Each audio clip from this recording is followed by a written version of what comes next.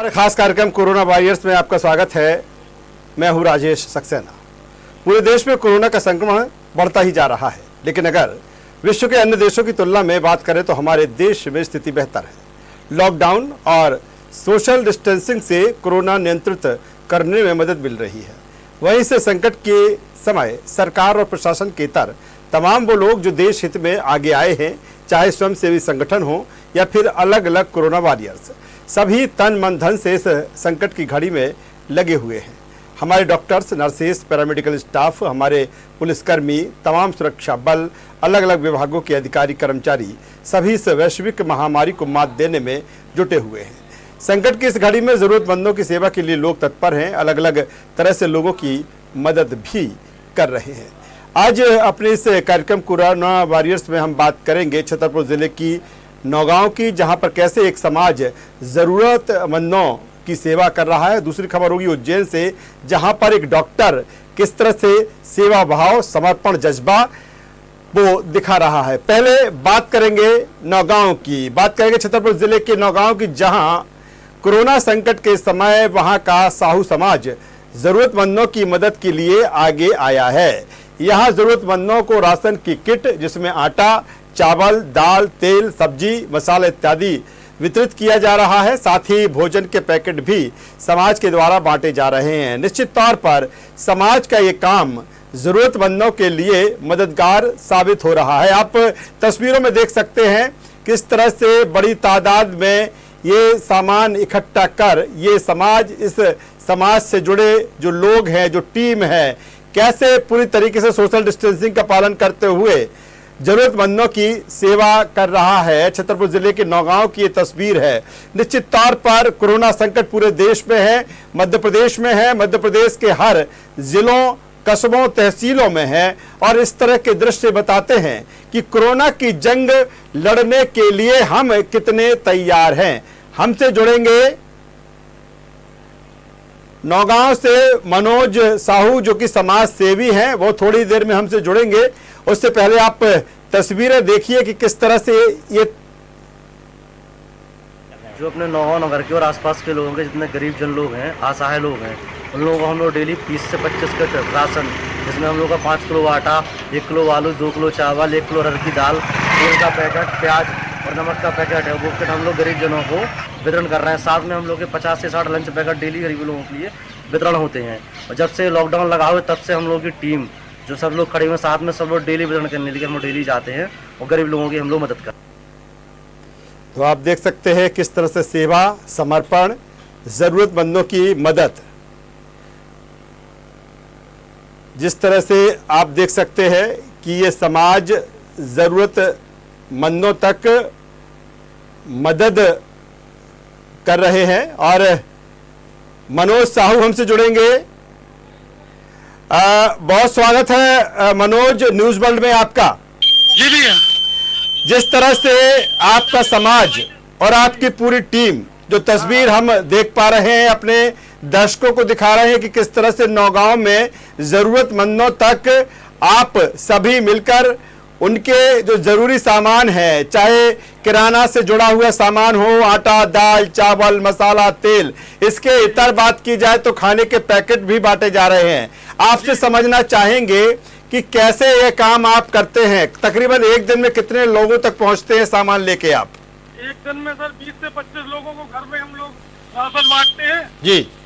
और 50 से 60 पैकेट हम लोग लंच पैकेट बांटते हैं इसमें जी। और जैसे सीएमओ साहब या जो भी अधिकारी वगैरह या जो लोग भी बोलते हैं जिसको जरूरत है उसको अपन बात। जी हाँ मनोज, यहाँ सवाल ये है कि कितने लोग ये समाज सेवा का काम आपके साथ में कर रहे हैं? हम लोगों की युवा टीम है नौगांव साहू समाज की जी। वो करीब 7-8 लोग हैं। हम लोग जो युवा हैं सारे वही लोग काम कर रहे हैं इसमें। जी, पूरी मेहनत से काम कर रहे हैं। और अच्छा मनोज, ये बताएं कि जो सामान है, एक किट आप वितरित करते हैं जो तस्वीरों में हम देख पा रहे हैं, और इसके अलावा पका हुआ भोजन भी बांटते हैं, तो किट में क्या क्या सामान रहता है? इसमें 5 किलो आटा रहता है जी, और 2 किलो चावल जी, 1 किलो दाल जी, और 2 किलो आलू, जी, 1 किलो प्याज, जी, रिफाइंड का तेल का पैकेट, जी, और 1 किलो आटा का जी जी बिस्कुट के पैकेट बच्चों के लिए उसी में, जी बच्चों के लिए बिस्कुट के पैकेट उसी में रहते हैं। जी। अच्छा, ये भोजन के पैकेट भी आपके द्वारा बांटे जा रहे हैं? जी, ये जी, खाने हाँ। खाने कब बांटने जाते हैं? सुबह शाम दोनों की? सुबह सुबह? शाम को और पहले दोनों टाइम बांटते थे जी शुरू में, अब तब से शाम को बांटते। जी। क्योंकि क्या होता है कि अब दोपहर को गर्मी पड़ने लगी तो जी। जिसके घर पे जाओ तो वहाँ पे सोते हुए मिलते हैं लोग। जी। तो फिर शाम को अपन 5 बजे के बाद निकलते हैं अपने लिए। अभी तीसरे लॉकडाउन में भी अपन कंटिन्यू जी। बांट रहे हैं और जब तक लॉकडाउन चलेगा जी कंटिन्यू चलेगा हमारा ये सब। जी। जी। मनोज, क्या इसके साथ ही जिस तरह से आप राशन का सामान बांट रहे हैं, दाल चावल तेल मसाला, ये सारी सामग्री आप जरूरतमंदों तक पहुंचा रहे हैं, खाने के पैकेट भी आप पहुंचाते हैं, क्या संदेश रहता है? क्योंकि कोरोना संकट के समय कोरोना वायरस से बचने के लिए सोशल डिस्टेंसिंग बहुत जरूरी है, तो आप ये भी संदेश देते हैं लोगों को? हाँ बिल्कुल देते हैं कि सोशल डिस्टेंसिंग से जो हमारे जो युवा टीम के लड़के हैं जी। वो सोशल डिस्टेंसिंग का पालन करके ही जी। लोगों को राशन सामग्री वितरित करते हैं और जी। लंच पैकेट वितरित करते हैं। जी तो समझाइश भी देते हैं, हम लोगों ने मास्क भी बांटे हैं जी और जो अभी शुरू में लेबर भी आई है उनको एक मतलब यहाँ पे देवरी बांध पड़ता है वहाँ पर जी मऊरानीपुरे के पास में मतलब, तो वहाँ पर बहुत लोग लेबर आई थी बसे, तो हम लोगों ने वहाँ तो हजारों पैकेट बांटे हैं राशन के। जी। लंच पैकेट हम लोग बनवा के वहाँ बांटते थे। जी जी। मनोज, क्या ये जो आप सामान राशन बांट रहे हैं, भोजन बांट रहे हैं, तो इसके लिए जो फंड है तो आप ही लोग, आपका समाज ही इकट्ठा करता है, अपने पैसों से सारा कुछ कर रहे हैं? अपने पैसों ही से ही कर रहे हैं हम लोग, 4-5 लोग जो हैं जी। मेन वही लोग कर रहे हैं और बाकी समाज के जो हमारे अध्यक्ष राहुल साहू जी उनके मार्गदर्शन में चल रहा है जी। सब कुछ। जी चलिए मनोज, बहुत शुक्रिया इस तमाम जानकारी के लिए, और आप इसी तरह समाज सेवा करते रहें, क्योंकि संकट बड़ा है पूरे देश में, मध्य प्रदेश में कोरोना का संकट है, और जाहिर सी बात है ऐसे समय लोगों के पास में रोजगार नहीं है, जो मजदूर हैं, जो श्रमिक हैं, जो दिहाड़ी मजदूर हैं, ऐसे में इस तरह की मानव सेवा निश्चित तौर पर जरूरतमंदों के लिए काफी मददगार होती है। और बहुत शुक्रिया न्यूज वर्ल्ड से आपका जुड़ने के लिए।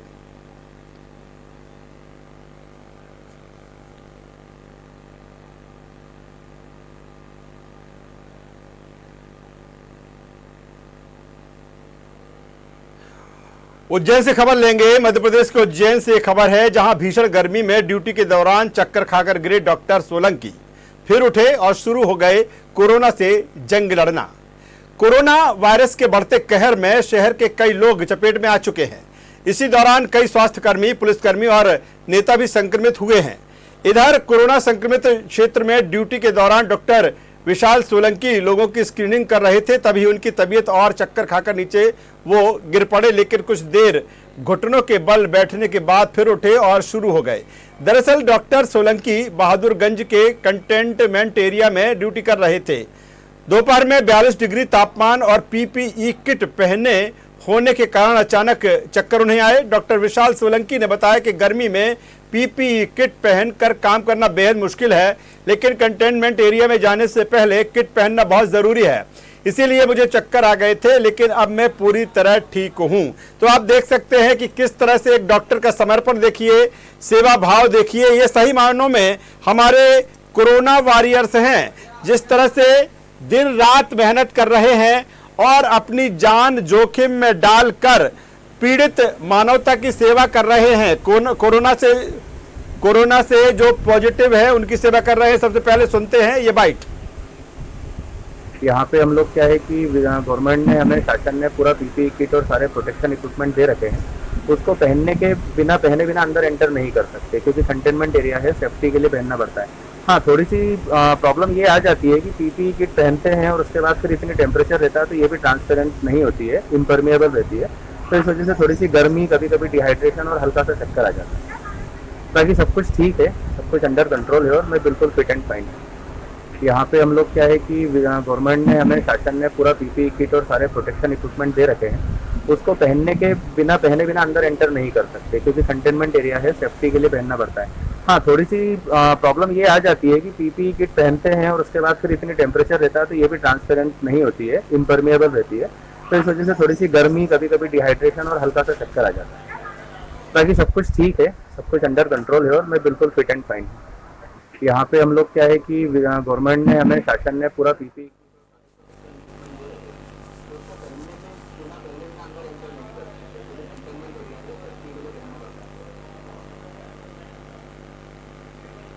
इसी खबर पर ज्यादा जानकारी के साथ उज्जैन से हमारे संवाददाता धर्मेंद्र फोन लाइन पर हैं। धर्मेंद्र, क्या पूरा जिस तरह से एक डॉक्टर निश्चित तौर पर सही मायनों में यही कोरोना वॉरियर्स हैं जो लगातार ड्यूटी कर रहे हैं ऐसे भीषण गर्मी में, और फिर पीपीई किट जब पहनते हैं तो और जो स्थिति है वो काफी और क्रिटिकल हो जाती है, और ऐसे में आप देखिए उनको चक्कर आता है, तबीयत कुछ उनकी नासाज होती है, लेकिन जोश, जज्बा और जुनून देखिए उनका कि दोबारा खड़े होते हैं और अपनी ड्यूटी में लग जाते हैं। क्या कुछ पूरा घटनाक्रम, क्या कुछ पूरा मामला आपसे समझना चाहेंगे? जी, मैं बता दूं आपको, ये डॉक्टर है सोलंकी जी, ट्रेनिंग कर कंटेनमेंट उस दौरान इन्हें आए थे जी, और नीचे गिर गए। उसके बाद भी लगातार ये अपनी ड्यूटी थोड़ी रेस्ट के बाद फिर से जी जी सुन रहा हूँ, बताइए धर्मेंद्र। जी, ये कोरोना वायरस का जो कंटेनमेंट एरिया है जी, इसमें लगातार जो डॉक्टर ड्यूटी कर रहे हैं, और उसी के साथ विशाल जो है डॉक्टर ये भी अपनी ड्यूटी कर रहे थे जी। एक जो है ड्यूटी के दौरान बाहरी टेम्परेचर, भीषण गर्मी में 42 डिग्री टेम्परेचर में पीपीई किट पहन रखी थी जी, इन्हें चक्कर आ गए और ये गिर गए थे, लेकिन यह डॉक्टर ने अपना काम को प्राथमिकता देते हुए फिर से वरिष्ठ अधिकारियों को निर्देश पर फिर से इन्होंने वहां पर अपना कार्य चालू करा और संक्रमित एरिया में लगातार अपनी ड्यूटी करें। बिल्कुल, ये काम और क्रिटिकल हो जाता है, मुश्किल हो जाता है जब उज्जैन की अगर हम बात करें तो लगातार कोरोना संक्रमित ये क्षेत्र हो चुका है। 100 से ज्यादा कोरोना पॉजिटिव मरीज यहाँ पर पाए गए हैं। फिर इस तरह से डॉक्टर का जज्बा देखने को मिलता है। क्या कुछ इसके बाद क्या कुछ उनकी तारीफ या सराहना, चाहे प्रशासन की बात करें चाहे लोगों की हम बात करें, किस रूप में लोग रिएक्ट कर रहे हैं उनके इस जज्बे को? जी, उज्जैन में देखें तो मध्य प्रदेश के रेड जोन में उज्जैन है। यहाँ पर 181 से ज्यादा पॉजिटिव मरीज है। मरने वालों की संख्या भी मध्य प्रदेश में सबसे नंबर 2 पर चल रही है। मरने वालों की संख्या 40 से ज्यादा हो गई है। इसी भीषण कोरोना महामारी में जो डॉक्टर ड्यूटी कर रहे हैं उनको वरिष्ठ अधिकारी भी उनका सम्मान कर रहे हैं, वहाँ के रहवासी भी उनका सम्मान कर रहे हैं, और ऐसे डॉक्टरों पर जो वहाँ के लोग हैं उनका लगातार स्वागत भी कर रहे हैं। ऐसे में विशाल सोलंकी ने जो अपना स्वास्थ्य का ध्यान नहीं रखते हुए जो वहाँ के लोगों का विशेष ध्यान रखते हुए लगातार स्कैनिंग में लगे हुए हैं और वहाँ पर जो है अपनी ड्यूटी कर रहे हैं, वह बड़ा काबिल तारीफ देखने को मिल रहा है उज्जैन में। बहुत शुक्रिया इस तमाम जानकारी के लिए। उज्जैन से हमारे संवाददाता धर्मेंद्र जिस तरह से बता रहे थे कि किस तरह से डॉक्टर सोलंकी ने इस कोरोना संकट के समय अपना समर्पण दिखाया, जोश, जुनून, जज्बा, क्योंकि वो चक्कर खाकर गिरे, फिर खड़े हुए और लगातार जुट गए अपने काम में। ये कोरोना वॉरियर्स हैं जिनके बूते पर हम कहते हैं कि हम इस जंग को जरूर जीतेंगे। भारत की तस्वीर है, ये मध्य प्रदेश की तस्वीर है। कोरोना वॉरियर्स हैं जो लगातार इस काम में दिन रात जुटे हुए हैं बिना किसी डर भय के साथ में। और हमने देखा है कि कई डॉक्टर्स भी संक्रमित हुए हैं, कई तरह के पैरामेडिकल जो स्टाफ है वो भी संक्रमित हुआ, नर्सेज संक्रमित हुई, हमारा सुरक्षा जो बल है वो संक्रमित हुआ। इसके बावजूद भी इन तमाम चिंताओं को दरकिनार करते हुए कैसे एक डॉक्टर अपनी ड्यूटी को निभाता है, कैसे एक डॉक्टर सारी चीजों को भूल जाता है, किसी भी तरह की कोई उसको डर नहीं है, किसी भी तरह का कोई भय नहीं है। जिस तरह का विशाल सोलंकी ने अपने जोश, जुनून और जज्बे को दिखाते हुए दोबारा अपनी ड्यूटी में जुट गए। निश्चित तौर पर सही मायनों में कोरोना वॉरियर्स हैं और इन्हीं के दम पर हम कहते हैं कि कोरोना की जो जंग है हम वो जरूर जीतेंगे।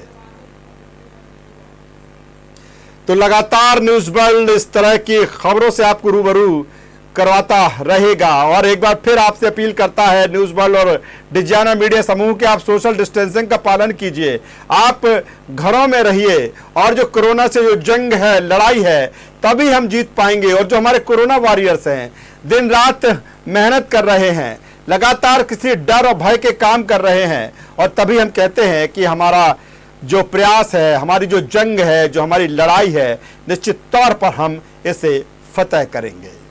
आज के कोरोना वॉरियर्स में बस इतना ही। न्यूज़ वर्ल्ड पर खबरों का सिलसिला लगातार जारी है, अब बने रहिए हमारे साथ। नमस्कार।